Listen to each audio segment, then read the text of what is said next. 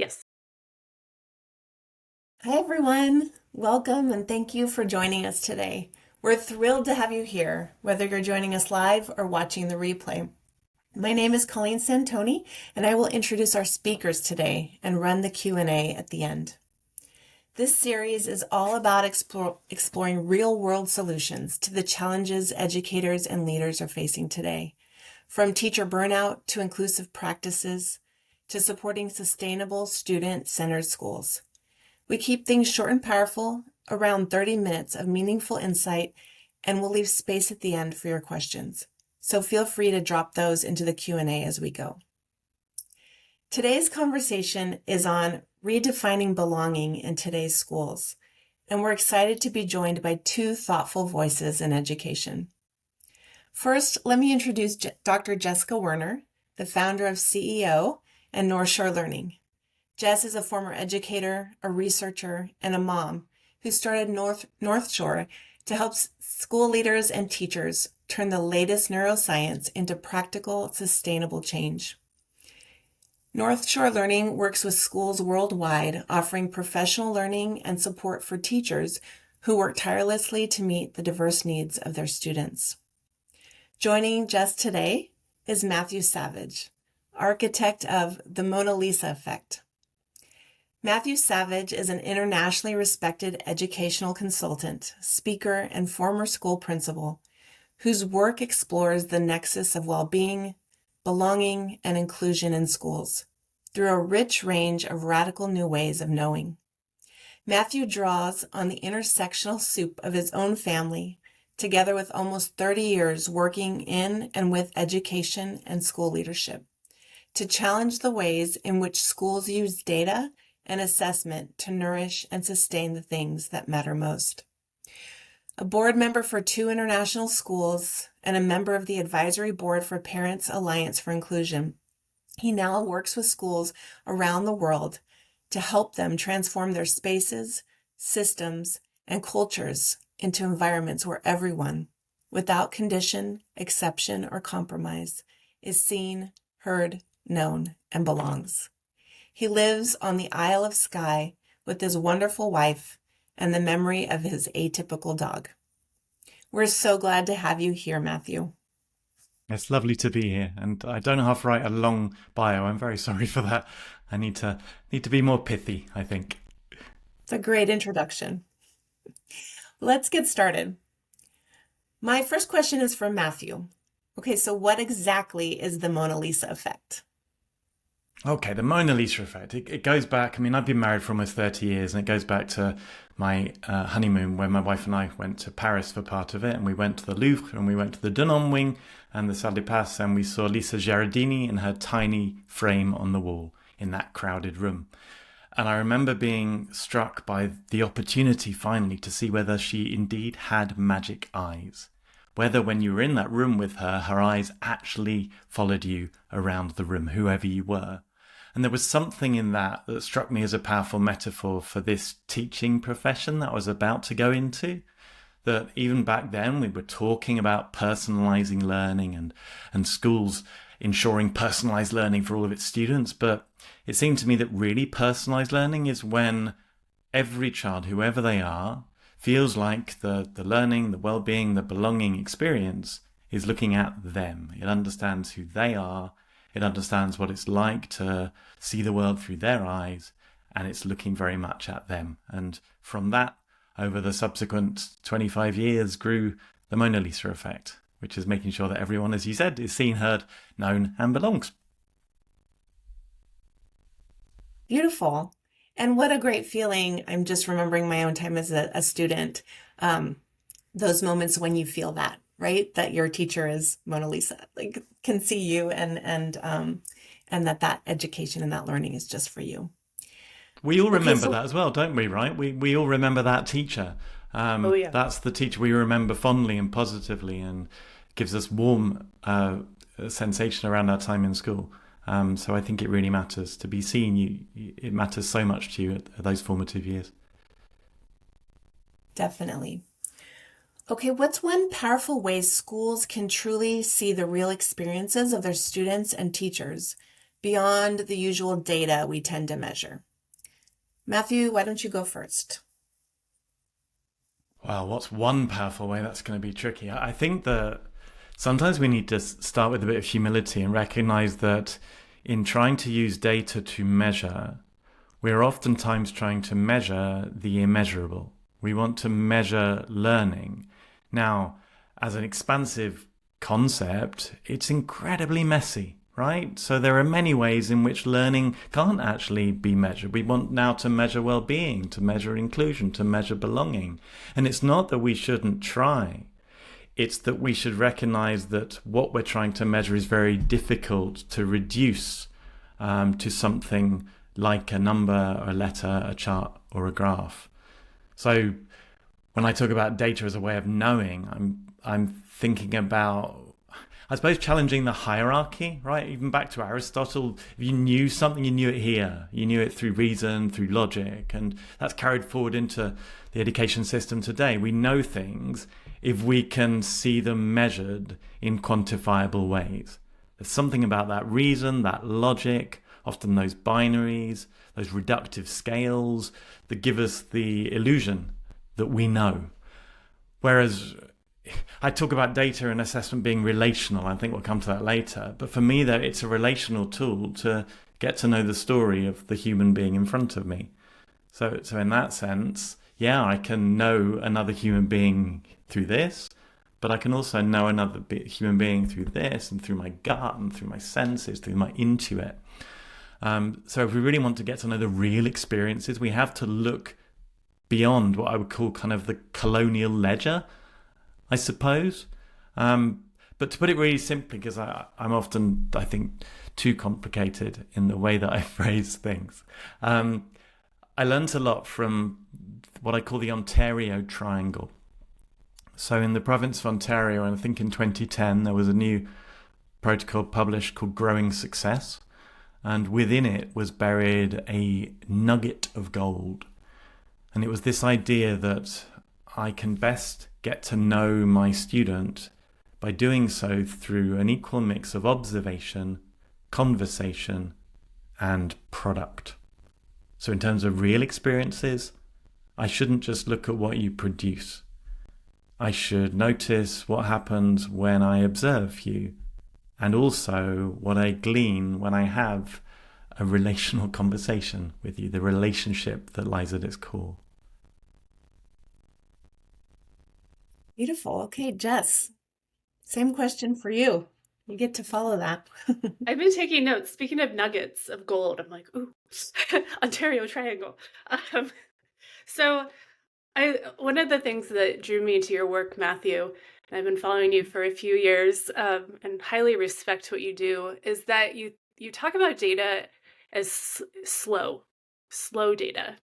And I loved this idea, and I continued to latch onto it because there's not a lot of room out there, like anywhere, for that kind of rich, slow data you talk about. We like things quantified, we like numbers, we like graphs that show how things go up or down. And what you're saying is really the way we work in North Shore Learning, but sometimes it's really hard to explain. Like, it's really hard to explain to people, no, I'm not going to be able to have a graph to show you well-being. And even if I did, it's not going to be complete because there's so many facets to be measuring and talking about. Like, you won't be able to understand what you are wanting from a graph. But we like graphs. Graphs are nice and simple, and numbers, we can like understand numbers. So what you're saying is, I would say, yeah, this is where I would love to see us thinking in this direction. And I think maybe one powerful practice is even start to think that way. Like, what kind of qualitative interactions have I been having with my staff and my students? Qualitative as in, I'm not like, I'm not using a pencil and paper. There's no number. I'm just learning their stories and I'm learning about their day. And again, in our education system, the US especially, we're really obsessed with quantitative data. But even to start thinking like, how can I make this a part of my day tomorrow? When do I have 5 minutes for a conversation 5 different times? And I think just starting the conversations, I might also say too, if this isn't something that's been done at your school previously, it might take some warming up to, like the warm data as well. So, but that's okay. Don't be afraid to try and start having the conversations, making the connections outside of when the student gets sent to your office for discipline or when the teacher needs to ask for a day off, like just plugging in time for those conversations. Can I just respond to that a bit, Jess, as well? Please. Because I think we are kind of addicted to the number, which is weird because we're most of us quite scared of numbers as well, right? Many of us have bad memories of maths and we feel that we can't do maths, and yet we're addicted to number as something reliable and truthful.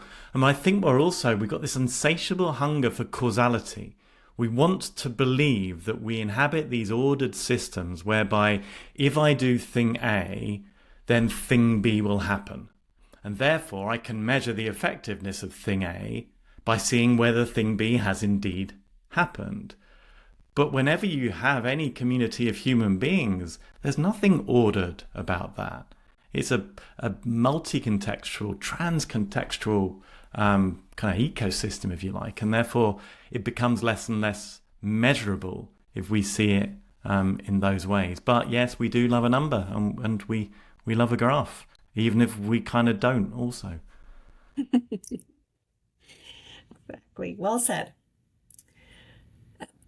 I think this is a great segue into our next question. Matthew, you describe assessment as something that should be human, relational, and story rich.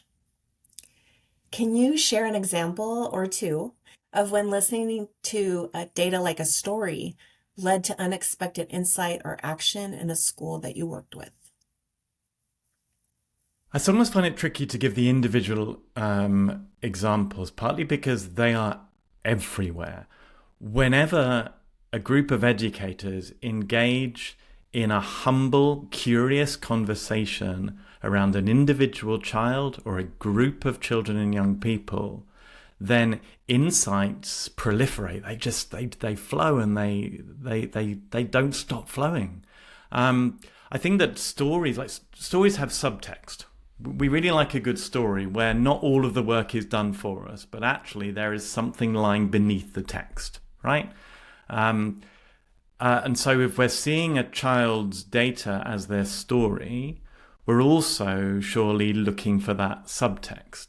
We're looking to read beneath the data rather than assuming that the complexity of a single human being can be reduced to a single line of data.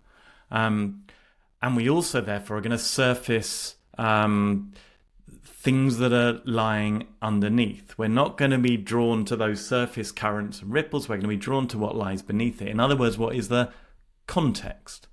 And so for me, this relational process is all about context hunting. If I know one thing about this student in my class, Jess, that single piece of information is a cold and useless piece of information. If I add something else to the picture, suddenly that warms up the first one. If I add something else, that warms up both of those, and so on and so forth, until I have this intercontextual warmth, which actually brings the story to life. But in terms of a practical tool to use, if you have any sort of team around the child or case conference conversation where you have a group of educators, all of whom teach child A. Maybe they all teach Colleen, right? And maybe they're talking about Colleen because there's something that's not quite clicking with Colleen. There's something about Colleen's manifest, about her outcomes, about her behavior, about her well-being, about her attendance. Something just is proving mysterious. It's proving hard to unpick and hard to understand. So in that conversation, I encourage those educators to ask 4 questions. What do we already know? Secondly, how do we know that? And sometimes that second question then challenges the first, because we realize, oh, actually, I don't know that at all. And thirdly, then what do I not know yet, I suppose? And fourthly, how will I find out? So whatever the data, if we do 2 things, if we refuse to rest at the single piece, and we relentlessly seek out context. And secondly, if we then ask ourselves those 4 questions, what do I know? How do I know it? What do I not know yet? And how will I find out? Then the insights just start flowing, right? Jess, do you want to add anything? Comments? I love the how do you know? We ask this question a lot when we're talking about assessment with students as well, because we'll be coaching, we'll see a class, we'll ask the teacher at the end, okay, what did they learn? And the teacher will say, they learned these 3 things. And then we'll say, and how do you know? And that question, like you said, it does challenge the first, because anecdotal, or they were all looking at us and smiling, or nobody was asleep. That's kind of some of the data they use to prove that they learned these things. But asking that second question, I just think that's a really great place to start for so many ways we engage with students and teachers. And how do you know? And I think that it's important to remember also that invariably, you talked about slow data. We feel this really powerful pressure, I think, as educators to be mole whackers and firefighters, right? To come up with the quick and simple solutions to invariably intractable, wicked and complex problems. And no complex problem has ever been solved with a quick and simple solution. So I think reading the data story with a mindset that the problem is probably not the problem that we thought it was. And also reminding ourselves that I've worked with children and young people across the world in so many different contexts, and much of my leadership career in the UK before I moved overseas was in a really challenging inner city school in one of the most economically deprived areas of the whole country, right? And so did we see challenging behaviors? My word, did we? Because these kids were coming in oftentimes with so much sociocultural baggage and familial baggage that, of course, they were struggling to self-regulate and co-regulate and make wise decisions, right? But even there, and in every other school I've ever worked in or visited, I've never met a child who doesn't want to learn and doesn't want to be loved, right? So if we remember those all the time, then that keeps the hope burning, it keeps us optimistic. And so when we don't know something yet, we really want to find out, because we know deep down that child wants to learn and they want to be loved, but something's getting in the way. So how can we use that data story to find out where the obstacles lie, and what can we do about those obstacles, I think. I just want to bottle that up, what you just said. Just and sit with it and reflect with it, and then take it to every teacher I work with. Thank you. Okay, Jess, when you begin work in a new school, what early signals tell you a school's culture is helping people feel seen and supported, or not? And how does that guide your next steps? So the 3 of us, we all work in different schools, completely different contexts. Like Matthew, you were saying, inner city school, economically deprived, to some of the nicest, honestly, like fanciest schools in the world. So we see a range. We see a big range. And I think it's so interesting and fun for me. I feel like a detective on the first day, because it starts with the very first interaction I have. And it's usually with some kind of technology to get into the door. Like, is this telling me what I need to know to communicate with the office to get let in? What is my experience like in the office? What is my experience like walking through the hallways? Am I acknowledged by students? Am I acknowledged by other adults? It's those little things. And like you were saying, I think I've been searching for a way to quantify it or to measure it, but you feel it. You feel it as the outsider in the building. You feel it as somebody who's objective to the building, Like I'm working in places where my own kids are not. So I can feel these things without without trying to look for certain things. And yeah, I think just human interaction is honestly the very first thing. Like, how are all the humans interacting with each other? Or are they not? Which sadly, in some schools, yes. Like, I see kids walk down the hallway who are not acknowledged by a peer or another teacher. Like, why not? So that's the first way. And then it kind of builds from there. And it'll be interesting. I'll be at a school in Columbia for a month, and the work will start in mid-January. And I'm so excited for the long-term project because I feel like I'll really get a chance to like interact with more warm data in a sense that is really hard to do when you're in for a quick trip or even a week. So yeah, I kind of want to have this conversation again in 2 months, and I can tell you how I went from, walking in completely new to everything to being able to explain the school culture a few weeks later. But what you say there about interactions, Jess, I think there's an alternative version which I see in a kind of a new breed of school in the UK, where the corridors are silent corridors, where kids are literally banned from talking, where in the class, if they're caught distracted or having a conversation that isn't controlled by the teacher, they're in serious trouble. So I think sometimes when we see, I don't know, a lack in our ability to control our school and the environment and the behaviours of our children, we can bend towards the very thing that's going to make it worse, which is the relational robbing, I suppose. You rob a school of relationality, you rob it of its interactions, you rob it of those relationships, and you rob it of all of the other stuff that's going to make the culture nourishing and beneficial for all. We had a good question come into the chat. In agreement with everything, and what is a quantitative way? What is like one step we can take, again, because this is how funding works. Like, this is how our school funding works, measuring, understanding. I wanted to say there are ways that different groups are looking to measure some of these things. Mario Education, I know Graham is on here right now. I give a shout out to them because they've created software to help start to track, understand, and measure student well-being. And the types of things that they're asking students are it's about relationships. It's about the same thing we're saying. But Mario, this kind of software, is a way even to get quick data points once a day or once a week so that you do know when things are like escalating or de-escalating. So yeah, I think that's one neat thing about what's happening in education right now.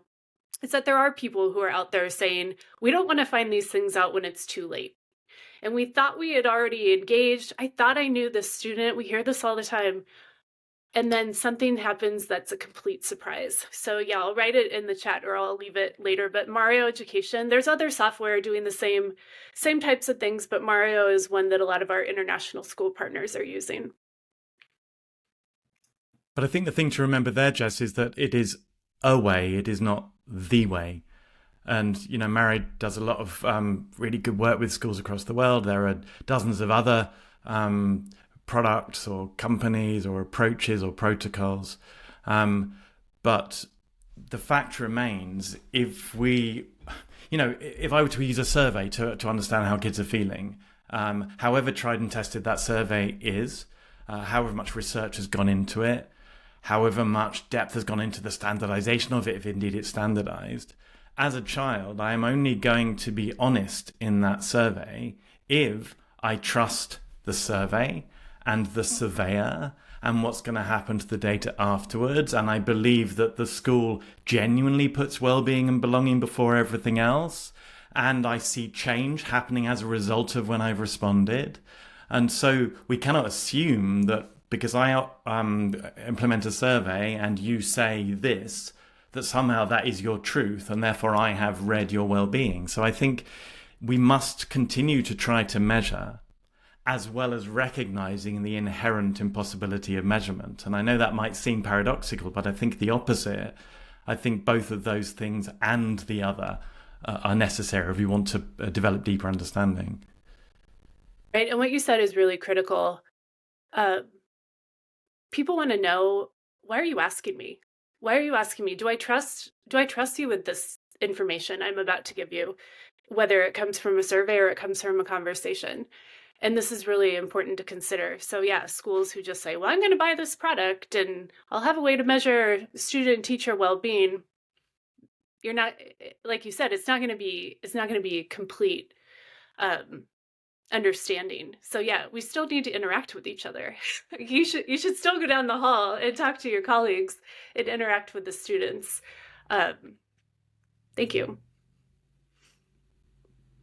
Matthew and Jess, you both emphasize well-being, belonging, and inclusion as foundational to learning, not just as outcomes. But Matthew, you describe it as soil where learning grows. So Matthew, what are the biggest structural barriers you see in school systems that make this difficult? And how have you helped schools begin to dismantle or reframe them? Well, I think well-being and belonging and inclusion are the soil where sustainable learning grows. And I think there's a difference between learning and sustainable learning. If we look at the whole impact paradigm, there are persistence dynamics and fade-out dynamics, right?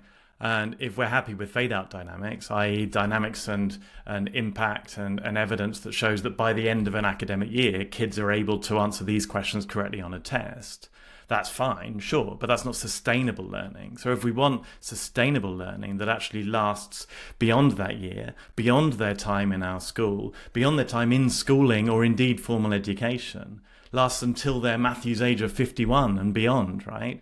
That's where we need that soil of well-being, belonging and inclusion.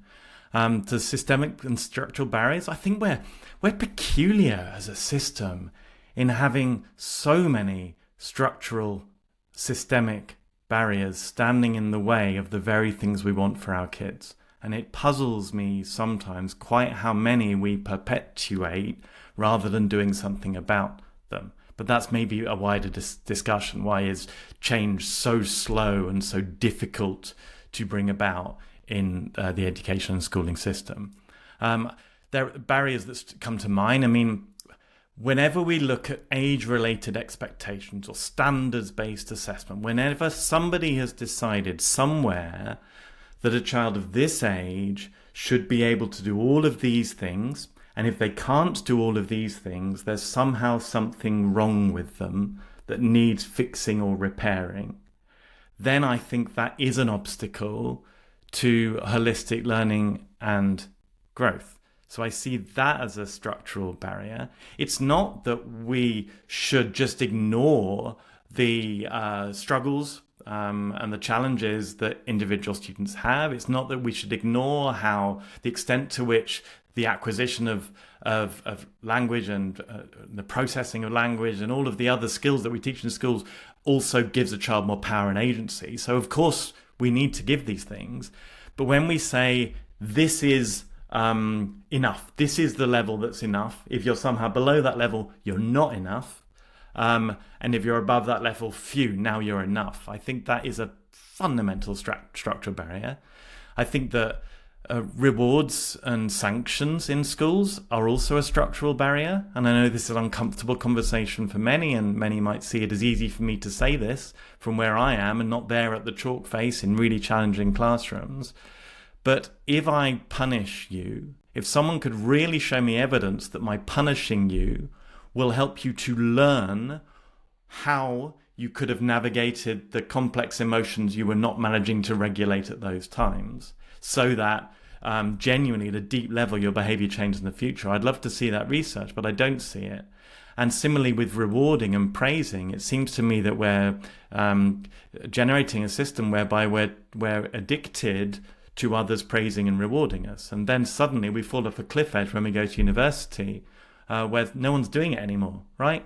So I think that there's something in that reward and sanctions or praise and consequences paradigm that is an obstacle. I think that there's a lot of control in schools. We want kids to comply. We want them to conform. We want to compare them against each other and get them to compete against each other. And we want, therefore, to control that system. And it's the very reason that compulsory schooling came about, right? So that we could control the population. And I think that control is a systemic and structural barrier as well. I was talking to someone today about the notion of how we see something, or how we seek to see something, having a profound effect on the seen. There was a book published about 15 years ago called Seeing Like a State. And in Seeing Like a State, the book argued that governments throughout history have tried to see people and places in ways that make them easier to control. For example, and I'm going to try not going off on too much detail here because I know we've got limited time, but for example, there would have been a time when I was Matthew, son of Graham, brother of John. But that wasn't an efficient way of seeing me as a state, because I couldn't be easily taxed, I couldn't be easily censused, I couldn't be easily controlled. So I was given a surname, Savage. Right now, suddenly Savage, I'm more easily identifiable, I'm more easily controlled. Or when we've seen societies abandoned kind of small farms going into one kind of industrial way of farming. We do that again in order to see like a state, in that we can increase yield when we end up decreasing it. The reason I say this is because how we see something affects the seen. And I have started to learn over the last couple of months about the beauty of Polynesian wayfaring. Now, I don't intend here to appropriate culture or to speak for the Polynesian people, and I encourage people to go to those communities and read about those communities from those communities. But anyone who's seen Moana will know that when the Polynesian peoples navigated the world, they didn't do so by accident, as the Europeans thought they must have done. They did it by layering map over map over map over map, right? So they used the map of the stars, and the map of the passage of the sun, the map of bird flight, the map of the swell in the sea, the map of the currents and the direction of the water when it hit off major landforms. And so I suppose the point I'm trying to make, to really be more concise, is that how we see is going to affect what grows in the space that we're trying to look at. And where we reduce things down to single data metrics, that is another structural barrier to the well-being and the belonging and the human flourishing we claim to value above all else. Sorry for the long answer there. Sometimes I wish I have to listen to myself all day, every day, right? So sometimes I wish I would talk less. So I'll leave that there for now. I know I'm going to go back and listen to it again, because there's so many rich things. I just wrote a few quotes, but there's so many rich things you said that I think all of us would benefit from hearing again and kind of sitting with and processing that. So in the interest of time, we're going to move on to our last question. Jess, what does courageous leadership look like to you in a school that truly values equity, inclusion, and well-being? First of all, I want to say I feel like everybody who's leading a school right now is pretty courageous, because it's a tough time. It's a tough time worldwide. Like Matthew said, the structural pieces don't make it easy, and they're just even being passed to make it harder in a lot of ways. So we're up against a lot, and leaders manage so many things. School leaders are my heroes. Courageous leadership, I think it starts with engaging with these topics in a new way, like we've been talking about. Slow data, warm data, conversations, maybe feeling okay saying, I don't have a number to put on this, but let's see how it evolves over time. And that takes courage, because like we said, people, and especially, parents and constituents and stakeholders, they want to know why and how. And sometimes we're just not going to see immediate results. So I think it takes a lot of courage to be able to say to your stakeholders, we're going to try things differently, and we're going to see what happens. I also think right now, courageous leadership looks like not being afraid to engage with parents. I hear, and I know Colleen hears this too, parents are a huge impact right now on leader and teacher well-being. We're a tough crowd. That's its own conversation. But I hear it so often that I think it's worth talking about. And so oftentimes the thought is, I'm going to ignore the parents. Like, the parents are making things hard. We're going to send out our weekly newsletter. And then if they don't come to the office and like need more, we're just going to kind of, let things sit where they need to. And as a parent, I have kids in 2 different schools, and the mode of communication is really no news is good news. What if we rethought that way of communicating with parents and even leaned into it a little more? And again, I realize this is courageous because parents, they're a tough crowd, especially when they're paying a lot of money for their kids to go to your school. They have really high expectations. So I think courage in bringing the parents into this conversation around well-being as well, student well-being, that's what they want for their kids, right? We all love our kids and we want our kids to feel successful. So what does that look like in my school? Maybe reflecting on that, maybe I would leave people with that who are admin. How does this look in my school right now? How do I choose to engage with parents? Where could I lean into this to make the parent engagement more a part of our well-rounded approach to well-being? Um, but yeah, I know it's scary because parents, Colleen, you hear this everywhere too, right? Like, it's often when people do a survey with us, it comes up as the number one source of stress for leaders. Matthew, When I was thinking anything? about, yeah, absolutely. I'll try and be really to the point here because I know that's not my strength. The most courageous leaders believe in unconditional inclusion. And that takes a real commitment and a real courage to demand that that is what inclusion looks like, when literally nobody is left behind or struggling on the cold fringes and margins of the school community. Courageous leaders are the leaders who don't publish their academic results because they recognize that to do so is to define their school and their kids by academics. The courageous leaders are those who invest most heavily in inclusion, inclusive practice, and well-being, because they know that those things will be that soil we talked about earlier. They're leaders who recognize that what if the system is the problem? So let's not focus on changing the child, let's focus on changing the system. Let's really harness the power of universal design to do so. They're those leaders who, Ewan McIntosh, whose company NoTosh looks at branding and marketing of schools around the world, he once talked to me about the power of the even if. As a leader, are you brave enough to have an even if? We believe in the importance of relationships between a homeroom teacher and their class, even if giving more time for that gives less time for their science and math, right?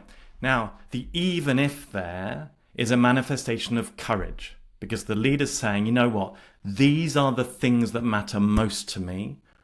I cannot do everything, and therefore there will always be a cost to it. But I'm courageous because I know the price that's worth paying for the thing that matters the most. Beautiful. Okay, before we go, can you each let us know how our listeners can get in touch to learn more? I mean, yeah, you're always welcome to get in touch with me. You can find me hanging out too much on LinkedIn, showing my very poor social media habits. And my website, monalisaeffect.me, has stuff about me and written by me, and a means to contact me directly through that as well. So, yeah, always happy to talk with school leaders, administrators, educators around the world about how we can do this better. You're being really humble. I think everybody should be wanting to talk to you because you're creating this dream of what schools could be and what they should be. And at the heart of it, it's what our students need. It's what the kids need. And so many of the policies that we have to deal with aren't about the students at all. So, yes, I would love my own children's schools to engage with you. You can find me and Colleen. Colleen is our lead consultant for North Shore Learning at northshorelearning.org. I'm on LinkedIn as well, and just always we actually love talking to principals hearing about all your unique contexts because they're all so different and amazing. And yeah, would welcome anybody who wants to reach out. Thank you both so much. Again, I have so much to think about, and I'm picturing all the beautiful schools that I work with and just the wisdom that you've shared and how we can have that vision for possibilities for inclusion in our schools. So thank you everyone who's here with us, who joined us, and also those who will watch this later. Have a great day. Thank you. Thank you. Thank you very much.